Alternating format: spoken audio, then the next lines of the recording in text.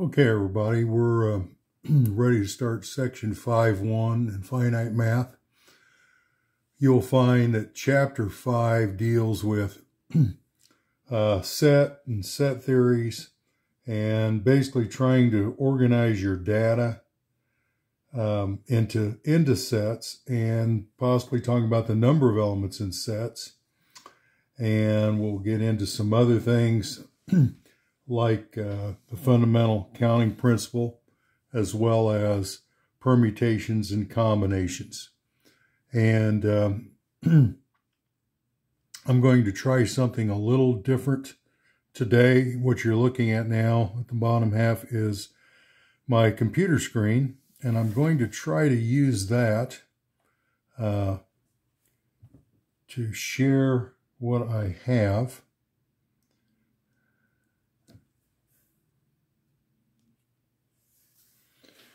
I think you'll like this chapter better than what we've been doing, especially chapter 4 with matrices. It's hard to understand because it's not things you see in everyday life. What I'm going to show you today is something that you do see in everyday life, and a lot of you've had already. I'm going to start out by talking with the set terminology and notations that go with it. And first of all, we're going to talk about what is a set.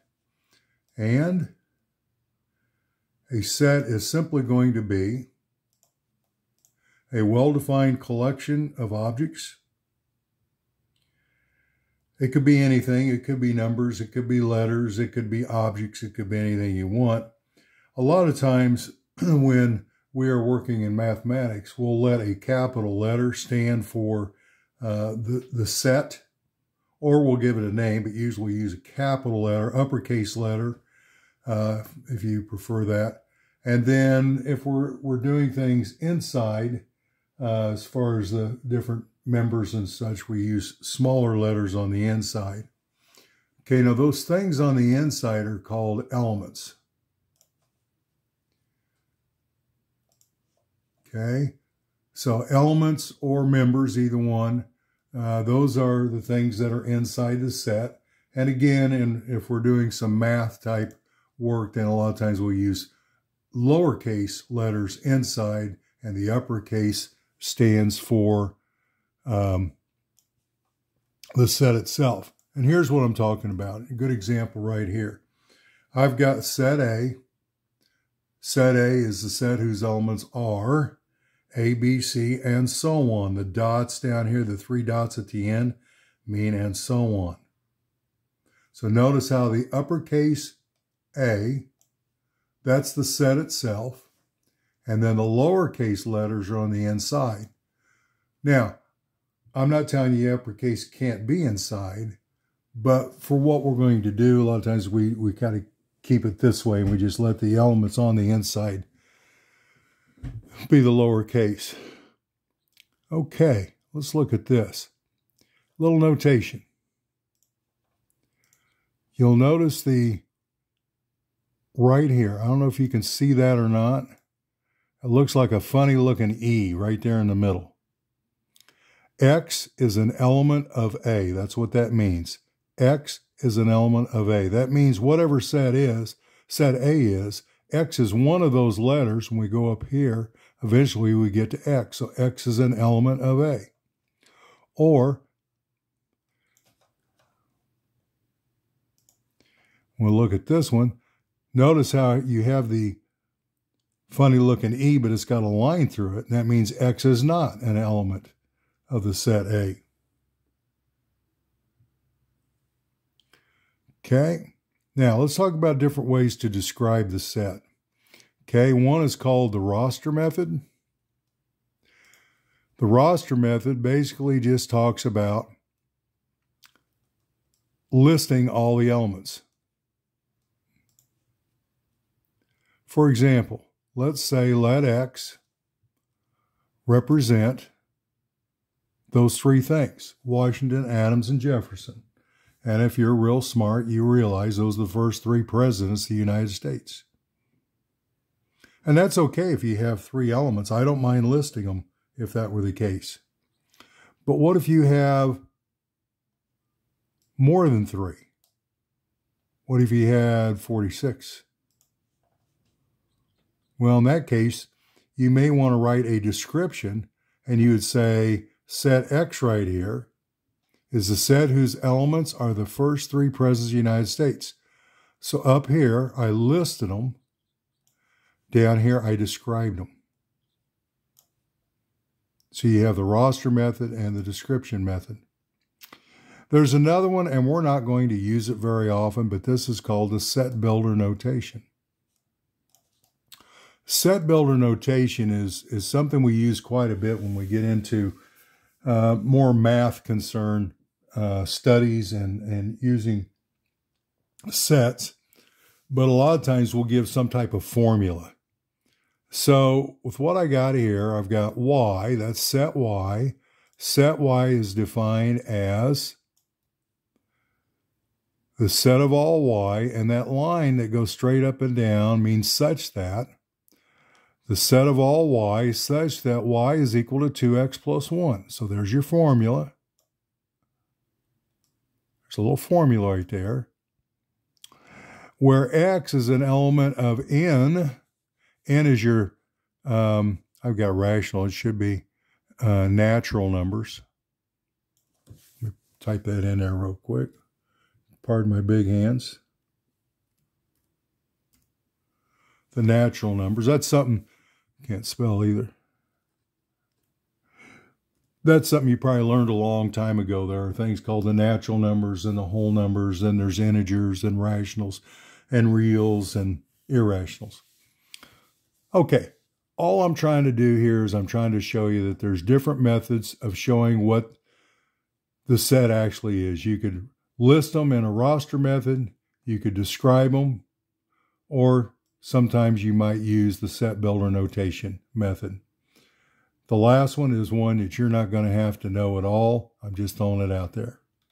No extra charge. Okay, so let's talk about equal sets. When are sets equal? Sets are equal if the two sets have exactly the same elements. So let's say that set A is the set whose elements are 1 and 2, and B is the set 2 and 1. Those are really the same sets because they say they contain the same elements. Order is not important. What is important is they are going to be equal if they have the same elements. Okay, here's an important thing. Okay, the empty set. The empty set is the set with no elements. There are no elements into it. So if I wrote it like this is the old way of doing it.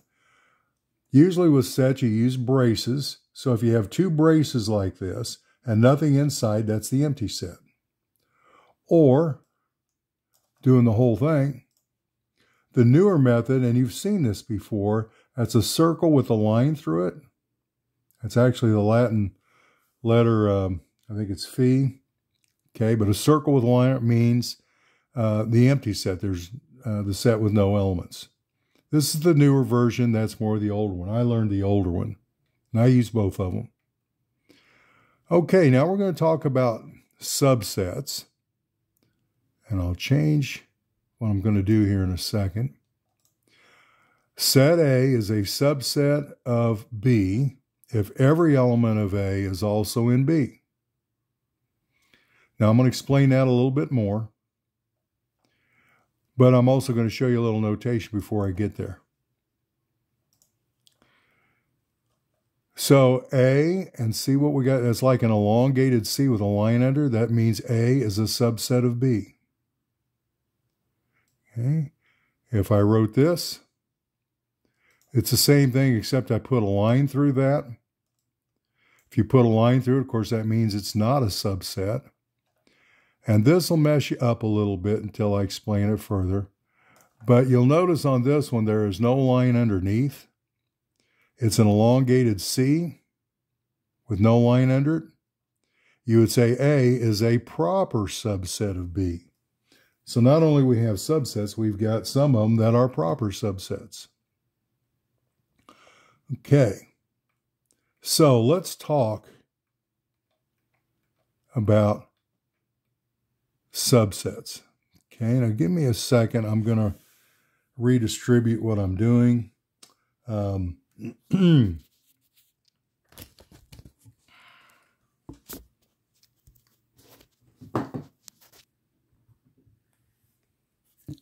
Stay with me.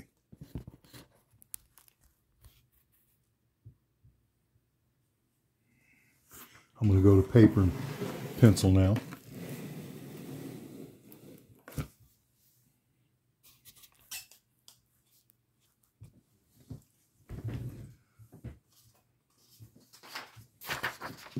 So let's say that we have set A, and set A is the set whose elements are, and there's two of them, there are two names, Kim and Bill.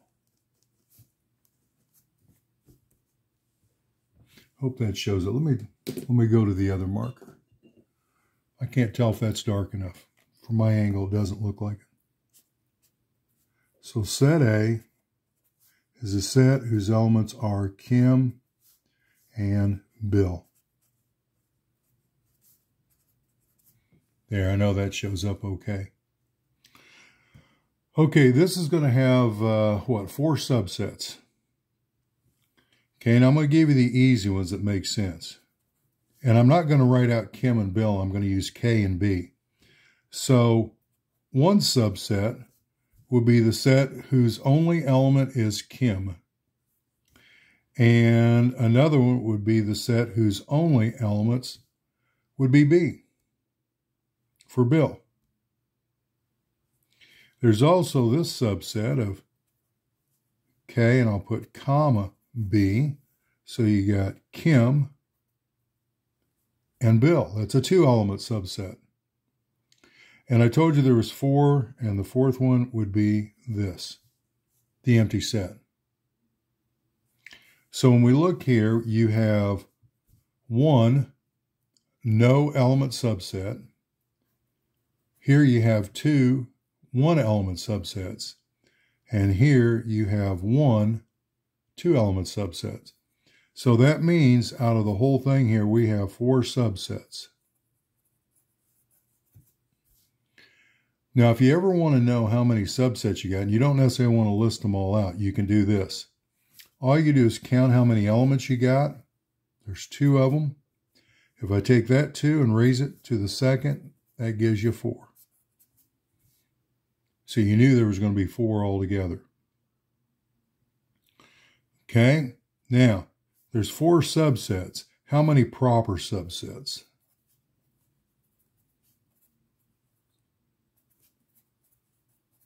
Well, there's 3 of them. Years and years ago, all the mathematicians, and I'm not just telling you a story, this is really true.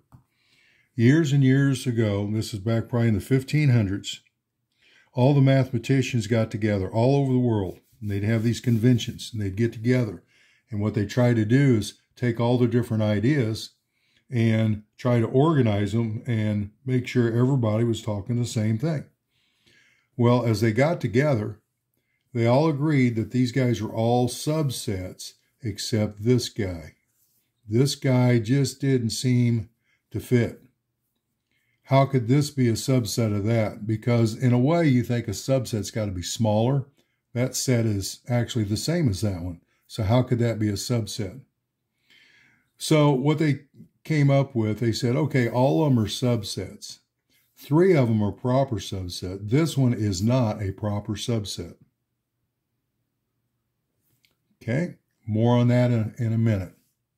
So let's go to another problem. And let's say I want to list all the subsets. So here's set B, and we're going to let set B be the set whose elements are 1, 2, and 3. Now, keep yourself organized. I always start with the no element subset. So that means that's always going to be a subset. And then the obvious ones are, you're going to have the set whose element is 1, the set whose element is 2, and the set whose element is 3. Okay, so these are 1-element subsets. this would be no elements. So no elements, one element. Next, I'm going to go to the two element subsets. Again, the only reason I'm doing this, I want you to be organized. So I'm going to put two of them together at a time. So what I usually do is I'll start with the 1. I'll say, okay, I could pair the 1 with the 2. And then staying with the 1, I could pair 1 with the 3. That's all the two element subsets. It's got a 1. If I cover the 1 up, now what's left? 2 and 3. So I'm going to have 3 two-element subsets. Okay, now we're going to go to the 3-element subsets.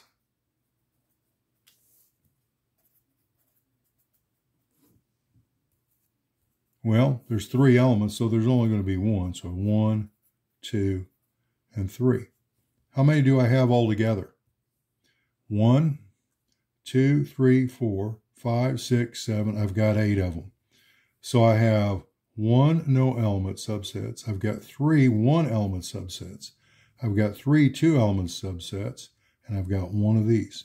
1 plus 3 plus 3 plus 1 means you have 8 subsets. I actually knew, remember how I said you take the 2 and you say, 2, and you say how many you got here? You got 3. So 2 to the third is 8. So I knew it was going to be 8 before I even got started. Okay, how many proper do I have? Well, there's always one improper, and that would be the set itself. This one's improper. So how many are left to be proper? 7. And I could ask you a question. I could say, okay, here's a set. How many subsets are there? How many are proper? How many are not proper? Okay, hope this is making sense. The key is to keep organized. If you're not organized, then what happens is you tend to leave things out. Okay, let's do another one.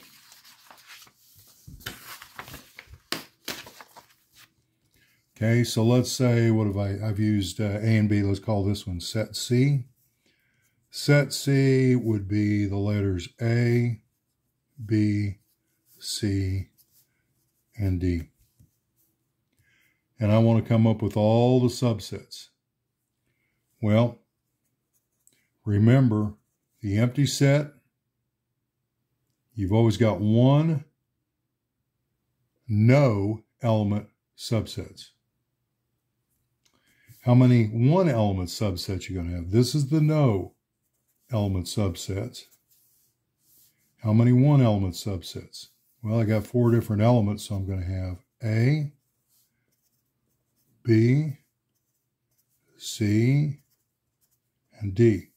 So I've got 4 of these and 1 of those. Okay, how many 2 elements? So I'm going to start with A. I could pair A with B. I could pair up A with C. I can pair up A and D. And at this point, I'm done with A. I've paired A with everything.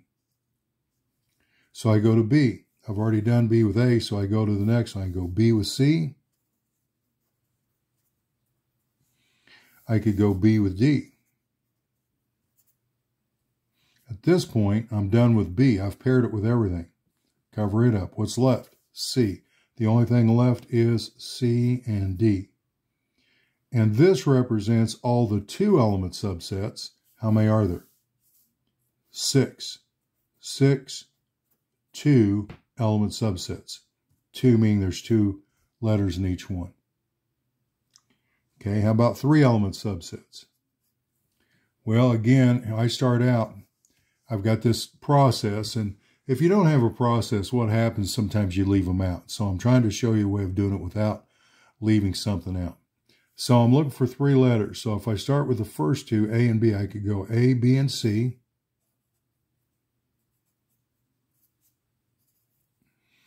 I could go A, B, and D.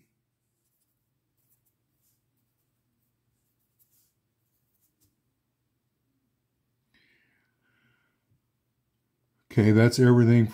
Let's see. Okay, so that was A with B. What about A with C? Pair up A and C because that's the next letter. I could put D with it. These are all different. Okay, now the only thing left is I'm done with A, so I got B, C, and D. So these are 3-element subsets, of which there are 4 of those. Okay, and then how many 4-element subsets are there? Well, there's only one, and that's the set itself. A, B, C, D. So if you count those all up, there's 16. Or if you went down here, 1 plus 4 is 5, plus 6 is 11, plus 4 is 15, plus 1. There's 16 subsets. And again, I could have went to the top. You always use the number 2 and said, okay, I got 1, 2, 3. There's 4 of them. 2 to the 4th would give you 16 also. How many are proper? 15. How many are not proper? 1. This number is always 1. When you're coming up with the not proper, there's always 1. To get the proper, all you got to do is take the number here minus 1, and that's going to give you that one. Okay, that gives you a good background on subsets. Okay, let me go back to this, see if this is going to work for me. I'll go back to my screen. I don't know how well this